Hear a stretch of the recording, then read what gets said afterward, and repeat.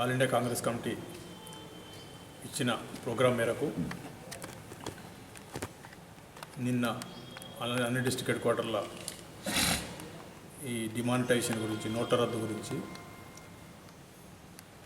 నిరసన వ్యక్తం చేయడం కానీ, మహిళలకు ప్రత్యేకంగా,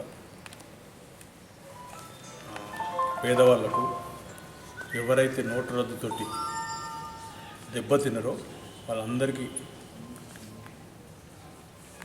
విషదపరిచి వాళ్ళను చైతన్యవంతులను చేసి, నోటు రద్దు ద్వారా వాళ్ళకి ఏం నష్టం జరిగింది వాళ్ళ ద్వారా విని ఏ రకంగా మనం ప్రొటెక్ట్ చేయాలనే కార్యక్రమంలో నిన్న ఆదిలాబాద్లో చేపట్టడం జరిగింది. దాని కార్యక్రమం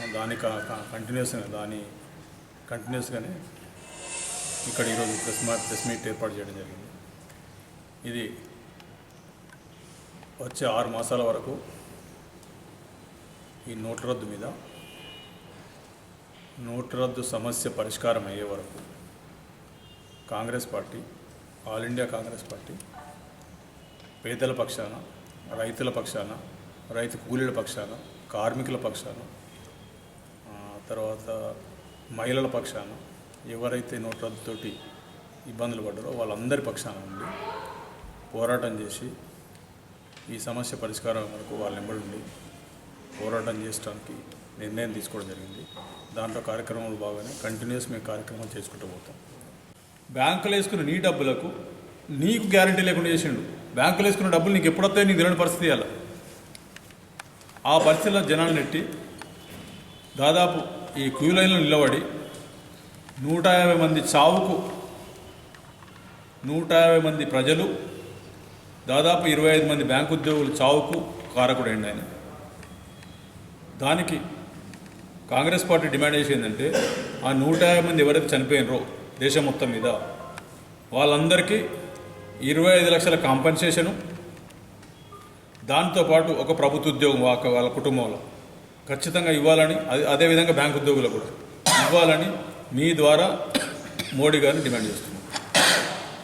దాంతోపాటు ఎవరైతే చనిపోయినరో, ఏ రాష్ట్రాల్లో చనిపోయినరో అవన్నీ 175 మర్డర్ కేసులు మోడీ మీద బుక్ చేయాలి, ప్రధానమంత్రి మోడీ మీద. ఏ రాష్ట్రాలు అయితే చనిపోయినరో ఆ రాష్ట్ర ముఖ్యమంత్రుల మీద కలపాలి, వాళ్ళకు చేసి మర్డర్ కేసులు బుక్ చేసి వాళ్ళ మీద చర్య తీసుకోవాలి. ఈ డిమానిటైజేషన్ ఏదైతే నోటు రద్దు విషయానికి వచ్చినప్పుడు ఈ రాష్ట్రానికి సంబంధించిన మటుకు మన ముఖ్యమంత్రి గారు నోటు రద్దు చేసిన తెల్లారి నవంబర్ 9 తారీఖు నాడు ఆయన స్టేట్మెంటే ఉన్నది పేపర్లలో. ఏమన్నాడంటే ఈ నోటు రద్దు నిర్ణయం ఒకటి దిక్కుమాలిన నిర్ణయం అనే మాట మాట్లాడాడు. అది పేపర్లనే వచ్చింది, వాళ్ళ పేపర్లు కూడా వచ్చింది.